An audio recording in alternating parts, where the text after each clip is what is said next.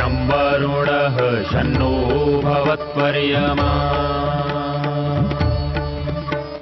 शन्न इन्द्रो बृहस्पतिः शन्नो विष्णुरुक्रमः ॐ शान्ति शान्ति शान्तिः।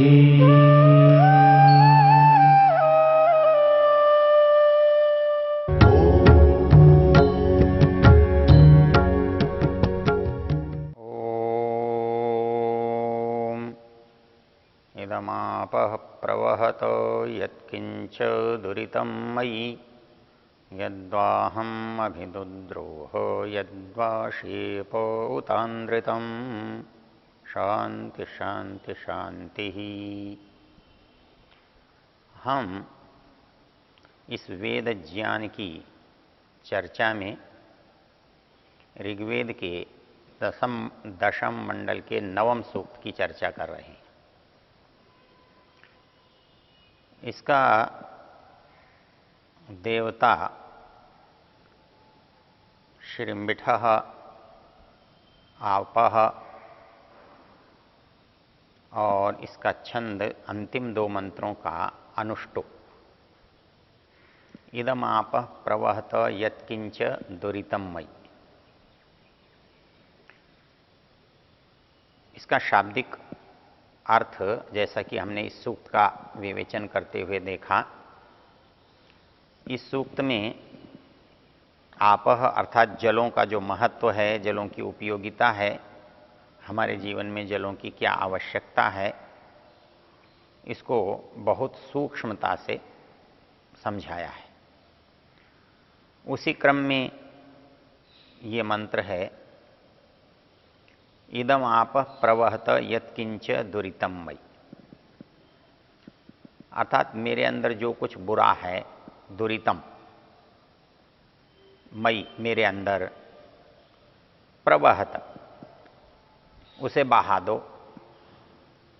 उसे बाहर निकाल दो। इदम आपः हे आपः, हे जलो, मेरे अंदर जो बुराई है उसे तुम बहाकर निकाल दो। यत्किंच दुरितं मयि। इसमें महत्वपूर्ण बात यह है कि हम जल के बाह्य उपयोग के और अधिक से अधिक पीने के उपयोग तक को जानते हैं, लेकिन जलों का हमारे भौतिक स्थूल शरीर के अतिरिक्त हमारे जो सूक्ष्म तत्व हैं उन पर क्या प्रभाव पड़ता है, ये प्रायः हमारी दृष्टि में नहीं आता। लेकिन वेद के मंत्र में उस की चर्चा की गई है जो विचार की है, बौद्धिकता की है, और जल से उसका निराकरण, उसके दोषों को दूर करने का उपाय बताया गया है। जल से बाह्य शुद्धि होती है, ये तो हमने मनु महाराज की उस पंक्ति के द्वारा समझ लिया था। अद्भिर्गात्राणि शुद्ध्यन्ति मनः सत्येन शुद्ध्यति विद्या तपोभ्याम भूतात्मा बुद्धिर्ज्ञानेन शुद्ध्यति। जल शोधन का काम करते हैं, पवित्रता का काम करते हैं, किंतु अद्भिर्गात्राणि शुद्ध्यन्ति, हमारे शरीर की शुद्धि होती है, अंगों की शुद्धि होती है, ये बात तो हमने देखा जाना। मनः सत्येन शुद्ध्यति, मन सच्चाई से शुद्ध होता है, पवित्र होता है। विद्या तपोभ्याम भूतात्मा, विद्या से और तप से आत्मा पवित्र होता है। बुद्धिर्ज्ञानेन शुद्ध्यति, बुद्धि चिंतन से, विचार से, ज्ञान से पवित्र होती है, शुद्ध होती है, परिपक्व होती है। किंतु मंत्र यहाँ क्या कह रहा है? इदम आपः प्रवहत यत्किंच दुरितं मयि। वो दुरित केवल यहाँ बाहर के बात के लिए नहीं कह रहा है, क्योंकि जल मेरे स्नान के काम आता है, जल प्रक्षालन के काम आता है, प्रोक्षण के काम आता है, पीने के काम आता है, तो मार्जन के काम आता है, शुद्धि के काम आता है, तो बाह्य शुद्धि वो सारी हमको बाहरी दिखाई देती है जलों से। मंत्र कहता है इदम आप प्रवहत यत्किंच दुरितम मयि यद्वाहम अभिदुद्रोह। कहता है कि जो मैंने द्रोह किया है, द्रोह का अर्थ होता है जैसा उचित है उसको न करके जानते हुए अनुचित करना, विपरीत करने की इच्छा से किसी काम को करना। तो कहता है अभिदुद्रोह, या मैंने कुछ भी द्रोह किया है तो उसको भी ये जल ठीक करता है। यहाँ विचारणीय प्रश्न है कि जो मैंने द्रोह किया है उसको जल से मैं कैसे दूर कर सकता हूँ, उसका निराकरण कैसे कर सकता हूँ। क्योंकि द्रोह जो है ये एक मानसिक उत्तेजना का परिणाम है और वो मेरे अंदर प्रतिक्रिया का लेकर के पैदा होता है। तो जब मेरे अंदर प्रतिक्रिया होती है,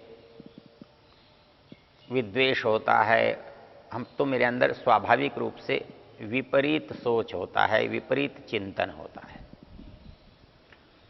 और वो विपरीत चिंतन मेरे अंदर विपरीत प्रभाव पैदा करता है। जल की एक विशेषता है, जैसा कि हमने पिछले मंत्रों में देखा कि इसके लिए दो विशेषण दिए थे, शांतः शांततमाः। जल अत्यंत शांत हैं और इनसे अधिक शांत कुछ नहीं है, और शांत हैं इसलिए शिवा शिवतमा, अत्यंत कल्याणकारी हैं। तो बाहरी उपयोग से कल्याणकारी तो हो गए, लेकिन इनके उपयोग से अंदर का कल्याण कैसे संभव है। हम संध्या में आचमन करते हैं और जब भी आचमन करते हैं तो उस जल के लिए हम मंत्र पढ़ते हैं, अमृतः उपस्तरणमसिस्व। यहाँ इस अमृत का संबोधन एक ओम परमेश्वर भी होता है, लेकिन क्योंकि साक्षात तो जल है, जल हाथ में लेकर मंत्र पढ़ रहे हैं, तो इसका स्थूल और भौतिक जो अर्थ है वो जल ग्रहण किया जाता है। तो ये जल जो है कैसा है, मेरे अंदर शीतलता को, शांति को, सहजता को उत्पन्न करने वाला है। अमृत शांत होता है, शीतल होता है, सुख देने वाला होता है। ये जो मैं जल पी रहा हूं, जिसका मैं आचमन कर रहा हूं, ये मेरा अमृतमय उपस्तरण है। अर्थात इसको आधार बनाकर जब मैं कुछ काम करूंगा, सोचूंगा, तो निश्चित वो मेरा सहज और शांत भाव से किया गया काम होगा। अमृत अपिधानम, ये जल जो है मेरे संपूर्ण आधार का काम करता है, ऊपर से भी और नीचे से भी। सत्यम यश श्रीमयी श्रेयता, ये जल जो है जब मैं शांत रहता हूँ, सहज रहता हूँ, मेरे विचार शीतल रहते हैं, उसके अंदर गर्मी, उत्तेजना, जल्दबाजी आदि नहीं होते हैं, तो कहता है कि उस समय मैं जो सोचता हूँ वो मैं बिल्कुल ठीक सोचता हूँ। जब मैं शांत भाव से सोचता हूँ, बिना उतावलेपन के सोचता हूँ, राग, द्वेष, काम, क्रोध, लोभ, मोह, ईर्ष्या, ये जो द्रोह बुद्धि की बातें हैं, जब मैं इनके बिना सोचता हूँ, तब ये कहता है यद्वा अहम अभिदुद्रोह, जो कुछ मेरे मन में बुरा आया है, द्रोह की बुद्धि आई है, वो इस जल से के सेवन से, जल के उपयोग से, जल का समुचित प्रयोग करने से दूर होता है। आपो अद्यान्वचारिषम रसेन समगस्मि, ये कहता है कि एक तो अभिदुद्रोह, जो इदम आप प्रवहत यत्किंच दुरितम मई, मैं इस जल से जहाँ बुराई को हटा देता हूँ, यद्वा शेप उतानृतम, कहता है मेरे अंदर जो झूठ है, उछल कपट है, वो भी मेरे इस जल के सेवन से दूर हो जाता है। यदि जल परमेश्वर का वाचक है और उसकी उपस्थिति से, उसके चिंतन से, उस पर विचार करने से निश्चित रूप से मेरे अंदर से झूठ दूर हो जाता है और सच्चाई उसका स्थान लेती है। लेकिन ये जल भी मेरे अंदर से झूठ कैसे हटा देता है? झूठ मलिनता को कहते हैं। सत्य के अंदर मिश्रण हो जाता है, जो सत्य से विपरीत होता है वो झूठ है, ऋत से विपरीत अनृत है। तो यद्वा शेप उतानृतम, जो मैंने कुछ गलत भी कहा है, झूठ भी कहा है, असत्य भी कहा है, तो वो जो असत्य व्यवहार है, असत्य वचन है, वो भी इस जल से दूर होता है। इसलिए बहुत सारे कार्य हम जल के बीच में खड़े होकर करते हैं। विशेष रूप से ईश्वर उपासना का संबंध जहाँ जल की निकटता से है, वहाँ लोग जल में खड़े होकर भी करते हैं। कोई सूर्य की उपासना करता है, कोई ईश्वर के का जाप करता है।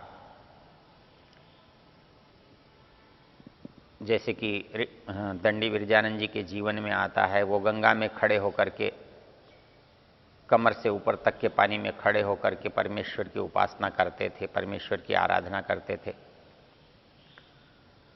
तो हम हाथ में जल लेकर परमेश्वर को साक्षी बनाते हैं, जल को साक्षी बनाते हैं। हम पवित्र होकर जल में उपस्थित होकर अपनी बात को पवित्रता के साथ कहते हैं। तो इस प्रकार जल जो है,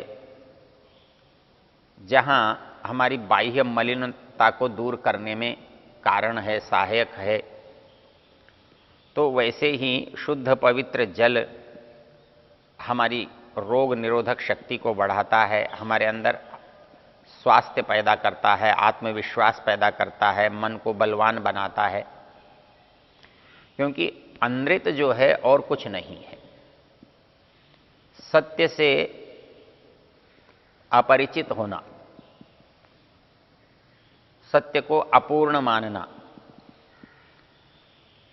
सत्य के कारण अपने को भयभीत समझना, उसका उपयोग करने से बचना, ये सब अनृत है। अनृत व्यक्ति, झूठ व्यक्ति बोलता ही वो है जो भयभीत होता है, जो अधूरा होता है, जो चोरी करता है। जो आदमी निर्भय होता है, जो आदमी सत्य पर विश्वास करता है, उसे झूठ बोलने की आवश्यकता ही नहीं पड़ती। मनुष्य से जो झूठ बोला जाता है या उसके साथ जो झूठ निकलता है, उसके पीछे उसको एक हानि की संभावना, एक भय रहता है कि मेरा नुकसान हो जाएगा, मुझे प्राणदंड मिलेगा, मेरी मृत्यु हो सकती है, मुझे कारागार हो सकता है, मुझे अर्थदंड हो सकता है, मुझे शारीरिक यातना झेलनी पड़ सकती है। तो उसका मूल भाव ये रहता है कि अनृत और ऋत में, ऋत जो है वो सहज है, संपूर्ण है, इसलिए वो बलवान है, उसमें कोई न्यूनता नहीं है। और अनृत जो है वो न्यूनता का दूसरा नाम है, अपूर्णता का नाम है, भय का नाम है। ये कहता है कि जल की पवित्रता, जल की विशेषता ये है, शीतलता सा जो लाभ है वो ये है, यद्वा अहम अभिदुद्रोह यद्वा शेप उतानृतम। कहता है जो कुछ मेरे मुंह से झूठ निकला है, जो मैंने गलत कहा है, वो भी इस जल से प्रवहत, प्रवाह के रूप में बुराई के रूप में बाहर निकल जाता है। अर्थात मेरे मस्तिष्क से जो भय है यदि वो निकल जाए तो मनुष्य कभी भी सच बोलने से नहीं डरता। मैं तभी तक झूठ बोलना चाहता हूं या सच बोलने से डरता हूं जब तक मेरे मन में सत्य नहीं है। मेरे पास सत्य होने पर, सत्य की जानकारी होने पर, उसके अंदर विश्वास हो जाने पर मनुष्य कभी भी झूठ नहीं बोलता, मैं भी झूठ नहीं बोलता। किंतु मालूम है कि ये सत्य मैं इसलिए बचना चाहता हूं कि मुझे भय लगता है कि कहीं सत्य बोलने से दंडित न किया जाऊं, अपमानित न किया जाऊं, मेरा कुछ अहित न हो।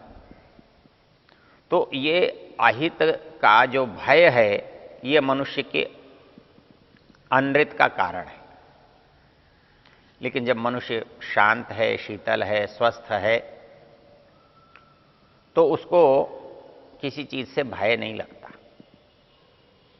जब मनुष्य सत्य पर आग्रह करने लगता है, सत्य के परिणाम को स्वीकार करने लगता है, फिर उसे भय नहीं लगता। क्योंकि मनुष्य जिसको अधिक समझता है उसको खोना नहीं चाहता।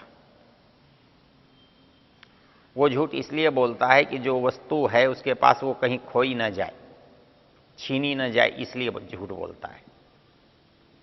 लेकिन जिस दिन वो सच को वस्तु से अधिक महत्वपूर्ण मान लेगा, सत्य का मूल्य उससे अधिक समझ लेगा, तो मनुष्य का स्वभाव है फिर वो किसकी रक्षा करेगा? वो फिर सच की रक्षा करेगा, सत्य को बचाने का यत्न करेगा। तो सत्य को जब बचाने का यत्न करेगा तो जो उसके मन में असत्य है, अनृत है, झूठ है, उसको वो निकाल कर फेंक देगा, दूर कर देगा। तो मंत्र जो कह रहा है बात को कि यद्वा शेप उतानृतम, मैंने जो कुछ अनृत भी कहा है, अनृत सोचा है, झूठ बोला है, झूठ किया है, झूठ कहा है, यदि मैं जलों को साक्षी बनाऊंगा, शुद्ध जल और पवित्र जलों का यदि मैं सेवन करूंगा तो मेरे अंदर भी पवित्रता आएगी और वो पवित्रता मेरे अंदर से जो असत्य व्यवहार है, अनृत है, जो मेरा अनृत पहले किया हुआ है या करने का भाव है, वो भी इन जलों के साथ प्रवाहित हो जाएगा, बाहर निकल जाएगा। क्योंकि वो भी दुरित है, वो अनुचित है, गलत है, मिथ्या है। तो वेद कहता है कि आपह अद्यन्वचारिषम इदम आपह प्रवहत यत्किंच दुरितम वै। जो कुछ भी मेरे अंदर बुराई है, चाहे वो मानसिक है, शारीरिक है, बौद्धिक है, हे आपह प्रवहत, मेरे अंदर से तुम इसे निकाल दो।